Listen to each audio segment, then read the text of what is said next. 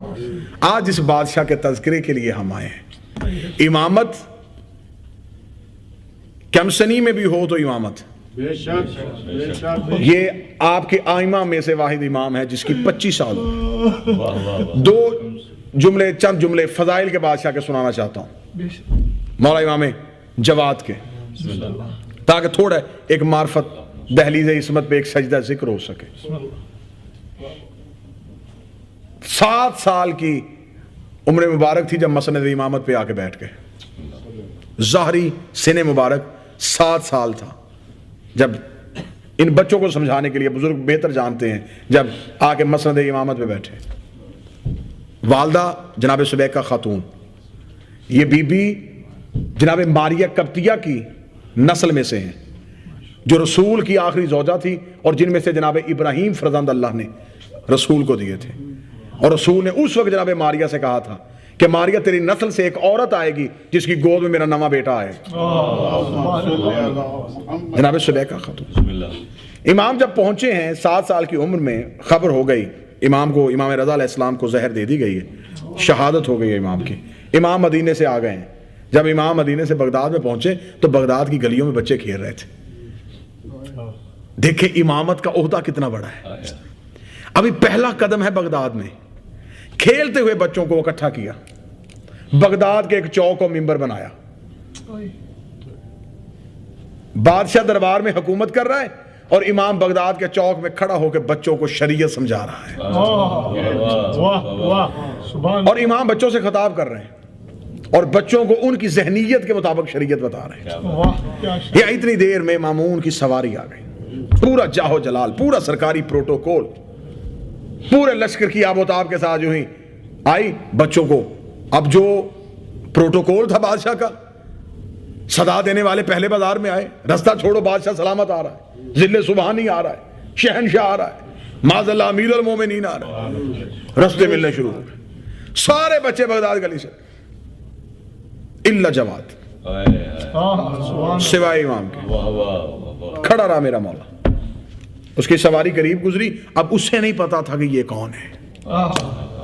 جب سواری قریب سے گزرنے لگی، اس نے گزرتی ہوئی سواری سے یوں امام کا بالکل اطمینان والا چہرہ دیکھا کہ یہ نہ بادشاہ سے خوفزدہ ہوا نہ لشکر سے ڈرا۔ اس نے چلتے ہوئے سواری سے امام سے مخاطب ہو کے کہا، جب سارے بچے بھاگے تو کیوں نہیں بھاگا؟ ابھی 2 قدم سواری آگے نہیں گئی تھی کہ امام نے پیچھے سے جواب دے کے کہا، بھاگنے والے گھر سے ہمارا کوئی تعلق نہیں ہے،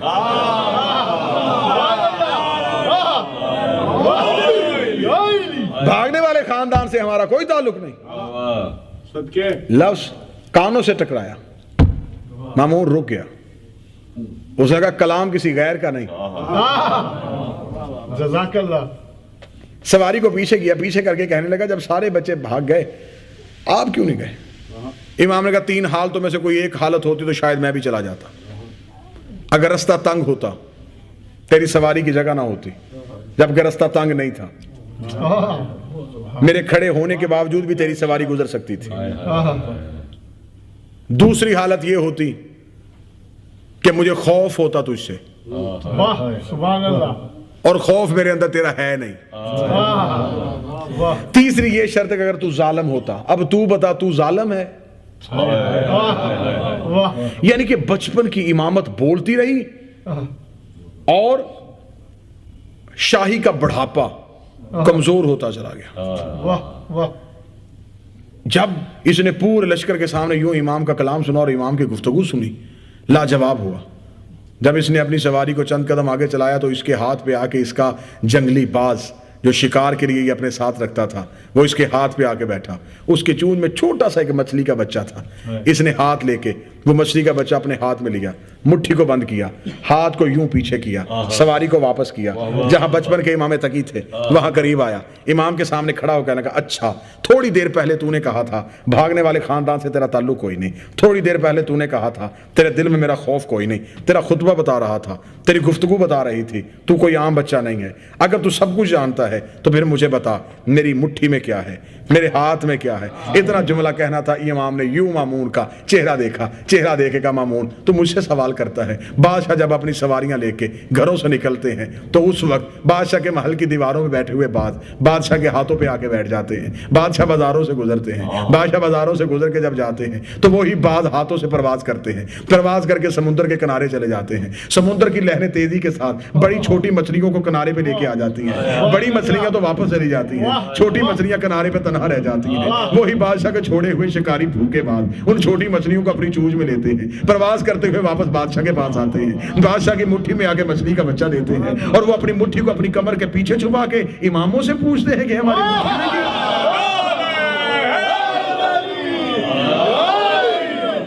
انا ابن الرضا, میں رضا کا بیٹا ہوں.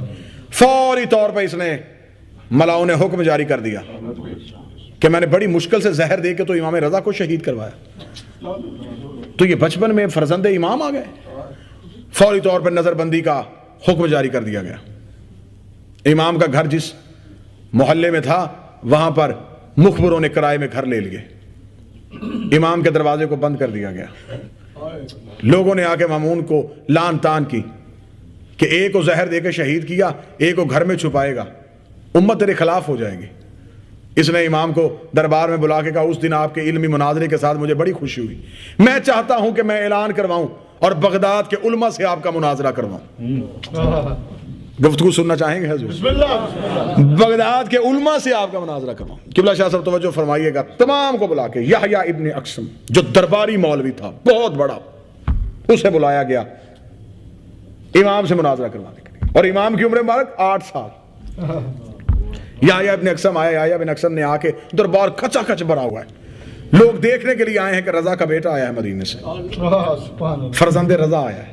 دیکھنا چاہتے جیسے وہ کریم تھا ویسے یہ کریم ہے, جیسے وہ وقت کا محمد تھا ویسے یہ محمد. چہرہ دیکھنے کے لوگوں کا دربار میں رش. یا یحییٰ ابن اقسم نے کھڑے ہو کے مامون کا چہرہ دیکھ کے کہا کہ مامون تو مجھے پتا پہلے یہ سوال کرے گا یا میں کروں؟ امام نے فوراً مامون سے کہا یہ مجھ سے بحث کرنے آیا ہے, یہ تو جاہل ہے. جب بھرے دربار میں 8 سال کے امام نے یحییٰ ابن اقسم سے کہا یہ جاہل ہے. یحییٰ نے کہا آپ نے کیسے کہا میں جاہل ہوں؟ فرمایا مناظرہ مجھ سے کرنا ہے, اجازت اس سے لے رہا ہے. بحث تُو نے مجھ سے کرنی ہے, مجھ سے پوچھ. اس نے کہا ہاں بتائیں سوال آپ کریں گے یا میں کروں گا؟ فرمایا پہلے سوال کر بعد میں تیری زبان لڑکھڑائے گی.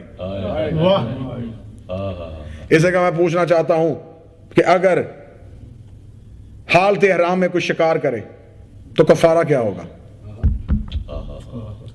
یہ سوال کر کے بیٹھ گیا. امام نے کہا تیرا سوال ہی انتہائی محمل ہے, سوال ہی معیوب ہے. کیوں؟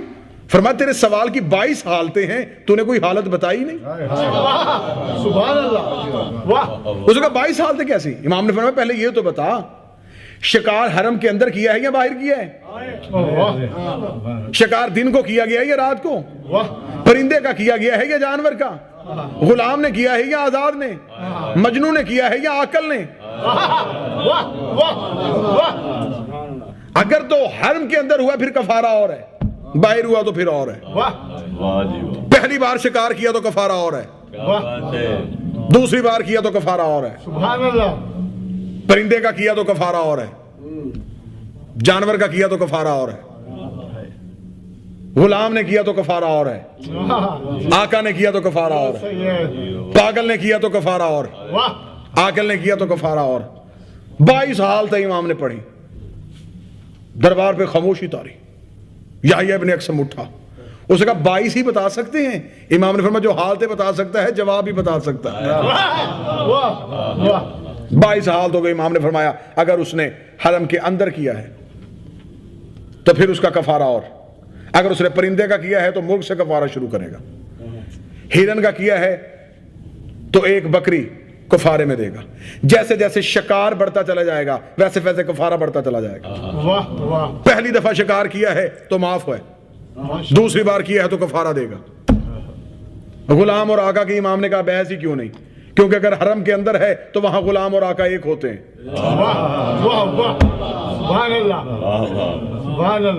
لہذا دونوں پہ غلام اور آقا پہ کفارہ ایک ہی ہوگا. اگر پاگل نے کیا ہے تو کوئی کفارہ نہیں, عاقل نے کیا ہے تو وہ کفارہ دے گا. 22 حال تھے تمہارے مولا نے جواب دی. یحییٰ ابن اکثم کے چہرہ زرد تھی. بیٹھنے لگا. امام نے فرمایا میں بھی کچھ پوچھوں؟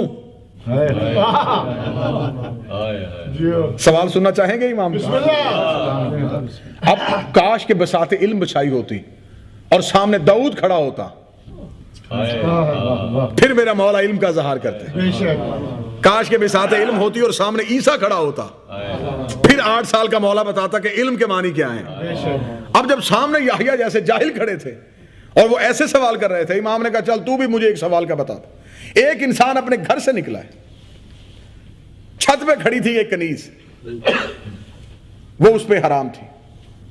فجر کے وقت وہ حلال ہو گئی, ظہر کے وقت حرام ہو گئی, عصر کے وقت پھر حلال ہوئی, مغرب کے وقت پھر حرام ہو گئی, عشاء کے وقت پھر حلال ہوئی, عشاء کے بعد پھر حرام ہو گئی, فجر کے وقت پھر حلال ہو گئی.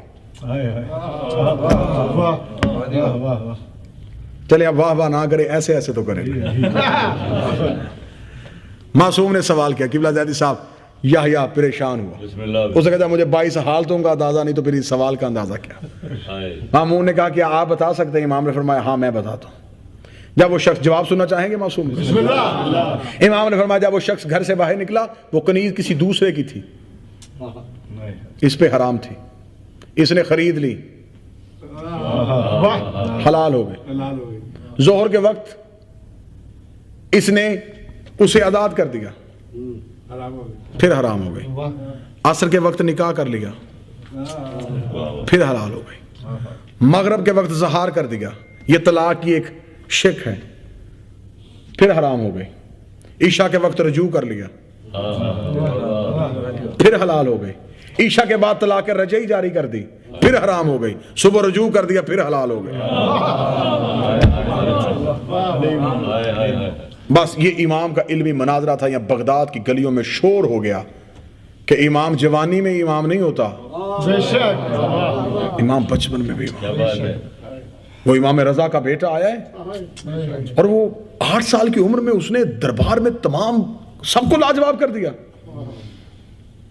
شور ہو گیا کہ آج کے بعد مسئلوں کا حل دربار سے نہیں پوچھنا, اس مولا سے پوچھنا.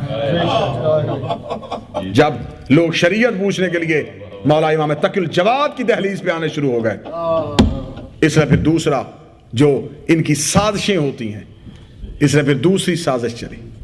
اس نے کہا میں اپنی بیٹی ام الفضل کا عقد مولا سے کروا دیتا ہوں, تاکہ ام الفضل کا عقد کروں گا. لوگوں نے, عباسی سارے خلاف ہو گئے مامون کے. انہوں نے کہا یہ کیا کرنے لگا, عباسی خاندان میں شہزادوں کی کمی ہے کہ تو ام الفضل کا نکاح امام تقی سے کرنے لگا ہے. اس نے کہا میں چاہتا ہوں کہ امام تقی کا عقد میری بیٹی سے ہو, تاکہ امام کی جو اولاد ہو میں اس کا نانا بن سکوں. اس لالچ میں بڑے بڑے لوگ رشتے دے گئے, لیکن اہل بیت میں شامل نہیں ہو سکے, نبوت کے خاندان میں شامل نہیں ہو سکے. اور یہ تمہارا وہ امام ہے جس نے 7 سال کی عمر میں مصیبتیں برداشت کی. تم نے کربلا کا غریب 28 رجب کو مدینے سے جاتا ہوا دیکھا ہے. کتنی ظاہری عمر مبارک تھی میرے مولا کے حسین کی, 57 سال. اور جب امام تقی نے مدینہ چھوڑا ہے عمر 7 سال تھی. 7 سال کی عمر میں مدینے کی گلیوں میں اکیلا پھر رہا ہے. آدھی رات کے وقت قبر رسول پہ گیا, قبر رسول پہ جا کے کہنے لگا نانا ایک بار قبر سے باہر نکل, جیسے حسین ملنے کے لیے آیا تھا ویسے ہی آج میں ملنے کے لیے آیا. نہ میرا جد حسین واپس آئے تو جو فرمائیے گا مصاحب میں چند جملوں کی اجازت دیجیے گا, کیونکہ غریب بغداد کا جنازہ ہے. 25 سال کے جوان امام کا جنازہ ہے. جتنے جنازے پہ آئے ہو دل کھول کے رونا بھی, پرسہ بھی دینا, کیونکہ یہ وہ امام ہے جس کی لاش پہ بہنیں نہیں پہنچ سکے, جس کی لاش پہ بھائی نہیں پہنچ سکے. امام موسیٰ کاظم کے بعد یہ بھی وقت کا غریب امام ہے. توجہ فرمائیے گا. آدھی رات کے وقت مدینے میں آ کے نانے کی قبر پہ آ کے کہا نانا تیرا تقی مدینہ چھوڑ کے جا رہا ہے. توجہ فرمائیے گا. دوسری درد اس امام کا 7 سال کی عمر میں باپ کو بھی کفن دیا ہے، پھپھی کو بھی کفن دیا ہے۔